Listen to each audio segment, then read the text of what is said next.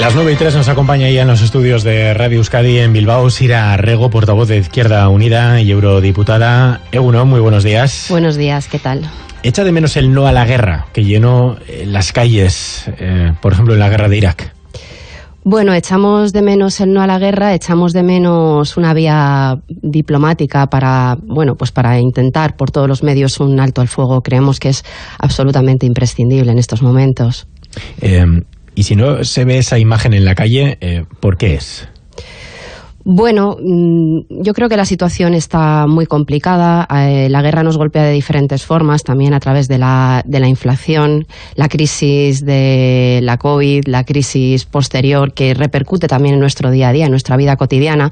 Y digamos que la tensión de movilización está puesta en otros lugares, ¿no? Y la complejidad que tiene también para las familias el día a día prácticamente y el salir adelante. Uh-huh. ¿Pero qué cree que hubiera pasado en Ucrania si en este año no se le hubieran dado armas desde Estados Unidos, desde la OTAN a Zelensky, al gobierno de Zelensky? Bueno, nosotros seguimos insistiendo en que es imprescindible imaginar escenarios o posibilitar escenarios en los que se hable de la paz y se hable del diálogo y del alto el fuego. Creemos que es un elemento central. Para nosotros, desde luego, lo es políticamente. Yo formo parte de una organización política que precisamente se funda al calor de las movilizaciones contra la OTAN y a favor de la paz. Tenemos un eje que nos atraviesa que tiene que ver con la cultura de la paz, entendida políticamente y desde el compromiso, desde luego, y creemos que esto es un elemento central que tendría que estar en la agenda, sobre todo cuando estamos hablando del peligro de una agresión o de una potencia que tiene capacidad nuclear, ¿no? Creemos que es una cuestión absolutamente urgente en este momento. Uh-huh. Ahora, sobre todo, después de un año de guerra, lamentablemente.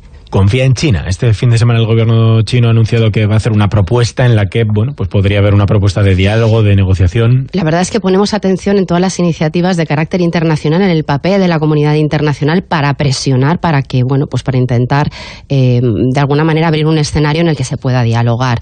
Ahí está también la iniciativa, la posición de la ONU, la posición también de la iniciativa de Lula da Silva, también ofreciéndose a ser una suerte de mediador en todo esto, y creemos que hay que explorar todas las iniciativas y tenemos que buscar por todos los medios la posibilidad de una vía pacífica y de reactivar la vía diplomática, entendiendo por supuesto evidentemente el orden de responsabilidades, condenando firmemente la agresión rusa que vulnera el derecho internacional y buscando desde luego con muchísima intensidad y esfuerzo la vía diplomática y el diálogo. A las 10 de la mañana comparece Putin. ¿Qué espera de Rusia?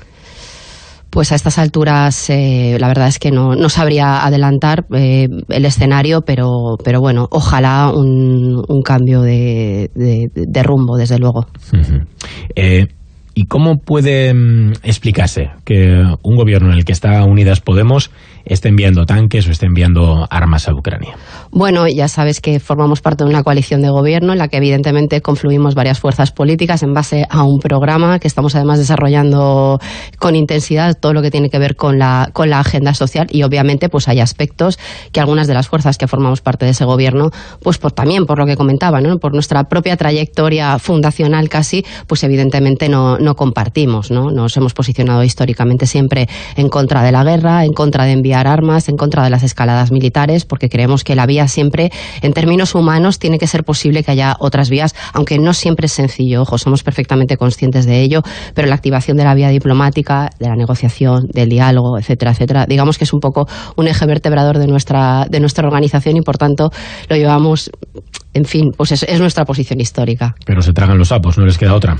Bueno, las fuerzas de gobierno, sobre todo esto en Europa se entiende muy bien, las coaliciones de gobierno de distintas fuerzas políticas que sí que se articulan en torno a un programa con la correlación de fuerzas, lógicamente, que tienen. En nuestro caso, pues la correlación de fuerzas, nosotros somos la parte pequeña del gobierno y, lógicamente, pues se acuerda en base a un programa. Creemos que el programa tiene otros aspectos que para nosotros son clave y son centrales, sobre todo en un momento en el que hemos atravesado varias crisis y que ha permitido que tuviéramos una respuesta y una agenda social potente y que salgamos a proteger a la gente trabajadora del Estado, ¿no? Creemos que ahí pues hemos hecho un buen trabajo y ahí está. Ayer Borrell pedía menos aplausos y más armas. Quiere que los estados dediquen a Ucrania toda la munición que tengan o vayan a recibir.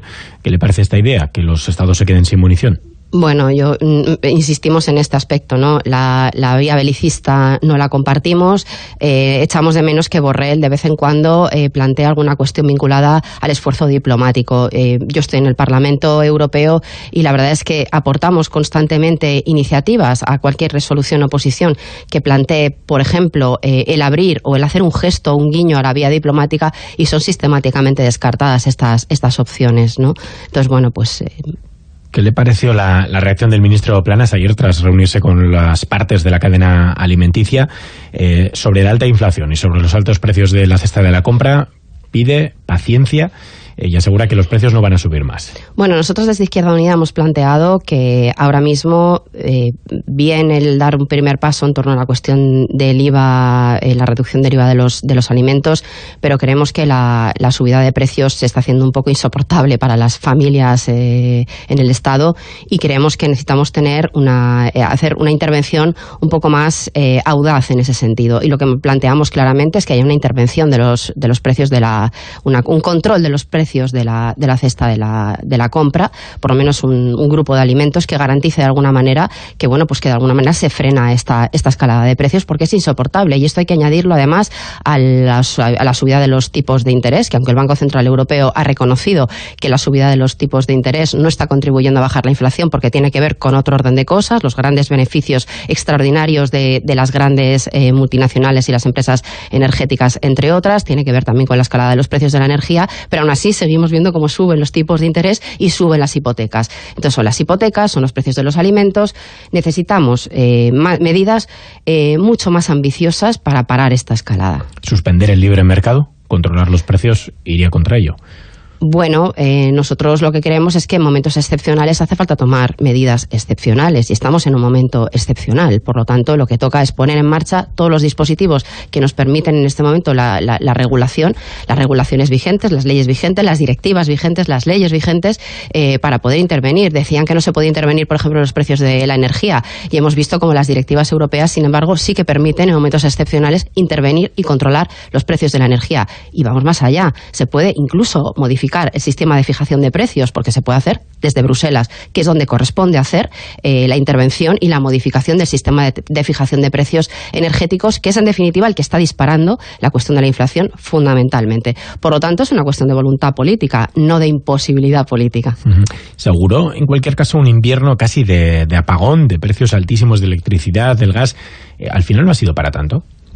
Bueno, nosotros pensamos que sí que es para tanto, todo depende de la perspectiva. Desde luego, a las grandes energéticas les ha ido muy bien, por lo tanto, bueno, estarán encantadas porque han hecho caja con esta crisis, ¿no? Parecía que no, parecía que solo nos iban a repercutir el aumento del coste de la energía, y sin embargo lo que hemos visto es que hacen caja. Sin embargo, sí es para tanto para las familias trabajadoras. A cualquier familia que llega a final de mes y tiene que pagar la factura de la luz, la factura de la hipoteca, la factura del supermercado, pues evidentemente sí que es para tanto. Es decir, todo depende de escalas. A nosotros nos interesa lo que le pasa a la gente trabajadora, no tanto, y no nos gusta tanto lo que le está pasando a las grandes multinacionales, a las grandes empresas que están haciendo mucha caja. Por lo tanto, esto hay que regularlo de alguna manera, y en esto hay que intervenir, porque no puede ser que siempre los de siempre paguen el pato de las crisis. Los bancos y las grandes energéticas no quieren pagar el nuevo impuesto a los beneficios extraordinarios. ¿Por qué cree que toman esta actitud y cree que finalmente acabarán pagándolo, o que la justicia les va a dar la razón? Bueno, lo que vemos es que esto es una dinámica, ¿no?, de cómo funciona el modelo económico. Yo creo que es una cuestión casi más estructural y general. Lógicamente hay quienes avalan este tipo de modelo económico, que para nosotros es un modelo fracasado, porque obviamente pone en una situación de vulnerabilidad a muchísimos millones de personas. Por lo tanto, es un modelo que no vale, que no sirve, y lo que planteamos es que hay que tomar medidas, hay que ordenar las cosas, hay que revisar las cosas y hay que reformular el modelo económico para que la mayoría social pueda vivir con criterios de dignidad, que yo creo que es lo sensato, por otra parte, que la gente pueda vivir y pueda vivir bien. Usted ha dicho que las multinacionales y la banca son parásitos. Sí. Claro, en un momento en el que vemos cómo hay un vaciamiento de los bolsillos de las familias, es decir, lo cierto y lo verdadero es que las familias cada vez lo pasan peor, y lo cierto y lo verdadero es que las grandes multinacionales cada vez hacen más caja, y hay una formulación y hay unas reglas del juego que permiten que esto sea así, ¿no? Con grandes intereses corporativos, incluso, que funcionan en las instituciones. En las instituciones europeas, por ejemplo, tenemos muchos lobbies de presión de grandes multinacionales que piden que regulemos en favor de sus intereses. Por lo tanto, bueno, pues evidentemente sí, digamos que es una metáfora que describe bien lo que está sucediendo en este momento. Viene usted a Euskadi hoy a reunirse con el presidente del puerto de Bilbao, también con el sindicato Comisiones Obreras, con mujeres representantes de la industria vasca. Al presidente del puerto, ¿qué le va a decir?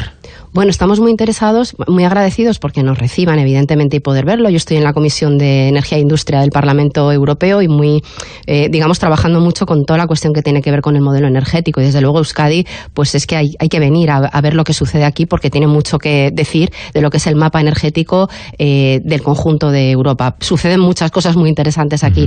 Entonces, bueno, pues muy agradecidos, muy agradecidas de que nos acojan y nos permitan ver un poco las instalaciones, la regasificadora, y bueno, por hacernos una idea general de cómo funciona al final.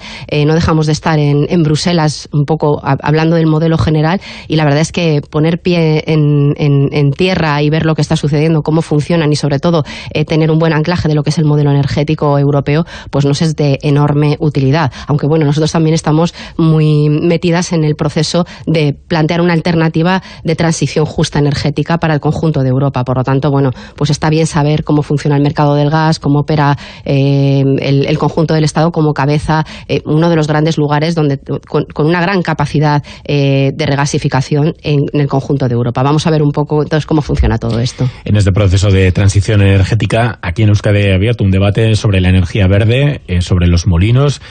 ¿Ustedes están a favor? Nosotros estamos a favor de que haya una regulación una ordenación del territorio que permita establecer con un control dónde sí y dónde no. Sobre todo porque se está generando un fenómeno en el que bueno, pues sin ningún tipo de criterio se están estableciendo grandes concentraciones de macroeólica, por ejemplo, o de fotovoltaica sin ningún control del territorio. Y esto está poniendo en un brete y en una situación complicada a muchas economías en el ámbito rural que dependen precisamente de ese mismo territorio. Por lo tanto, se está desplazando incluso la posibilidad de generar un tejido económico de arraigo y que genera empleo en favor de un tipo de tecnología que, bueno, pues que no está ordenada. Por lo tanto, decimos un poco lo que se está diciendo ahora de, por supuesto, renovables sí, pero no de cualquier manera. Hay que planificar bien y hay que ver un poco la disposición del territorio para hacerlo de una manera sensata y ordenada. ¿Y quién debe ordenarlo? ¿Quién debe regularlo? Pues las instituciones públicas, desde luego. Cada una tiene su nivel de competencial, pero evidentemente pues desde un gobierno autonómico, los municipales, europeo y central. Es decir, cada uno tiene un rango de competencias. Nosotros ahora estamos con la reformulación de las directivas de renovables a nivel europeo, que de alguna manera pueden facilitar o no ese tipo de procedimientos. Luego esto hay que transponerlo a los Estados miembros y luego los Estados miembros, lógicamente, con la dinámica competencial, pues a cada uno le corresponde. Pero lógicamente a los gobiernos autonómicos tienen un enorme papel, sobre todo en la ordenación del territorio. Bueno, pues que les corresponde, ¿no? Usted en Europa participa también en los grupos de trabajo que investigan la actividad del Frontex, la Agencia Europea de las Fronteras. ¿Por qué se ha propuesto vigilar la labor de Frontex? Bueno, porque Frontex se ha demostrado y se ha acreditado que ha tenido prácticas que vulneran los derechos humanos en las fronteras exteriores de la Unión Europea. Es decir, ha tenido una colaboración en muchos casos y ha tenido acciones que claramente vulneraban los derechos humanos, expulsando migrantes de una manera absolutamente irregular y de una manera violenta, por lo tanto, y además de algún que otra cuestión vinculada a algún escándalo económico. Por lo tanto, bueno, pues fue necesario abrir este grupo de trabajo, este proceso de investigación. Nosotros hemos sido bastante críticos con la labor de Frontex y en general somos bastante críticos con la política migratoria de la Unión Europea porque creemos que es una política errónea y sobre todo que asume como propia la agenda de la extrema derecha, algo que a cualquier persona demócrata debería, la verdad es que preocuparle bastante. Que cada vez se lo está poniendo más difícil también, por ejemplo, las ONGs. Ahora mismo tenemos el Aita Mari, el buque de salvamento marítimo, pues tratando de salvar vidas en el Mediterráneo, y se está encontrando también, bueno, con nuevas directivas, nuevas órdenes que les hacen más difícil esta tarea. Y sobre todo el gobierno, por ejemplo, italiano, que el otro día, bueno, pues prácticamente votaba la criminalización de las ONGs y que limitaba la labor de búsqueda, que es una labor de búsqueda que viene recogida en el derecho marítimo a nivel internacional. Por lo tanto, que es de sentido común salvar personas si ves a una persona ahogándose. Desde luego, esto es una desgracia que se esté criminalizando el trabajo de las ONGs, que hacen un trabajo extraordinario. La Aita Mari, además, yo he tenido oportunidad de estar con ellos y hacen un trabajo brutal, extraordinario, maravilloso. Vamos, todo mi reconocimiento porque es así. pero otras ONGs también. Es decir, lo que no se está cubriendo desde los poderes públicos, que debería ser así. Nosotros hemos reclamado en muchas ocasiones que se pusiera en marcha un cuerpo de salvamento civil y público europeo para poder salvar gente. Pues, como decía, se está criminalizando a quien, sin embargo, sí que lo está haciendo con una generosidad extraordinaria. La verdad es que yo creo que debería llenarnos de tristeza que esto esté dándose la vuelta. Y ahí, pues, ahí evidentemente lo que se ve mucho es la seña de identidad de la extrema derecha europea, de Orbán Hungría, de Meloni ahora en Italia, y bueno, pues como la agenda la van asumiendo el resto de países europeos cuando no dicen un no rotundo, ¿no?, a esto que está sucediendo, y cuando se plantean como una posibilidad real que el pacto de inmigración y asilo que estamos debatiendo ahora en Europa pueda ser una realidad o se materialice finalmente de aquí a un tiempo. Una última cuestión. ¿A qué siglas y a qué candidato o candidata a la presidencia votará la gente de Izquierda Unida en las próximas elecciones generales? Bueno, ahora mismo estamos con muchísima ilusión trabajando en el proyecto, bueno, junto a Yolanda Díaz, en el proyecto de Sumar. Creemos que es una muy buena noticia que se esté dando un proceso político de esta naturaleza para la izquierda transformadora del Estado. Ahí estamos poniendo toda nuestra energía, todo nuestro empeño y todo nuestro cariño para construirlo de la mejor manera. Y bueno, pues confiamos en que lleguemos muy bien a las elecciones generales con este proyecto. Por lo tanto, bueno, pues ahí intentando sumar desde todos los frentes, que creemos que es muy importante. Muy importante además que se esté dando en términos primero de debate político, de conversación política con la ciudadanía, ahora con los partidos políticos, y confiamos en que todos tengamos un rol importante porque hace falta juntarse y sumar precisamente para evitar que la derecha gobierne en este país y que retrocedamos en derechos. ¿Percibe que en Podemos también se le está poniendo ese mismo cariño? Bueno, yo creo que todos estamos con ganas, ¿no?, de que esto salga adelante. Yo nunca me atrevo a hablar por otras organizaciones políticas, represento a la mía, por lo tanto, bueno. Sí, pero es verdad que falta menos de un año para las generales, que quizás tienen que darse un poquito de prisa. Pero yo creo que ahí, yo creo que sí que está yendo todo bien y se están dando los pasos que se tienen que dar. Y yo no creo que falte prisa, al revés. Se está teniendo el debate político, el debate programático. Nosotros venimos de una cultura política, de la del programa que decía Anguita. Somos de debatir las ideas, de debatir los programas políticos y luego cuando tengamos colectivamente, hayamos decidido qué es lo que queremos hacer, cómo lo queremos hacer, entonces ponemos a los mejores compañeros y compañeras a defender ese programa político. Esto se está dando en estos términos, por lo tanto, vamos muy bien, se va con firmeza, despacio, porque vamos lejos. Programa y partido a partido, como decía también Simeone. Sira Rego, portavoz de Izquierda Unida a nivel estatal, eurodiputada de Unidas Podemos. Es que recasco, gracias por haber estado. Muchísimas gracias. Gracias.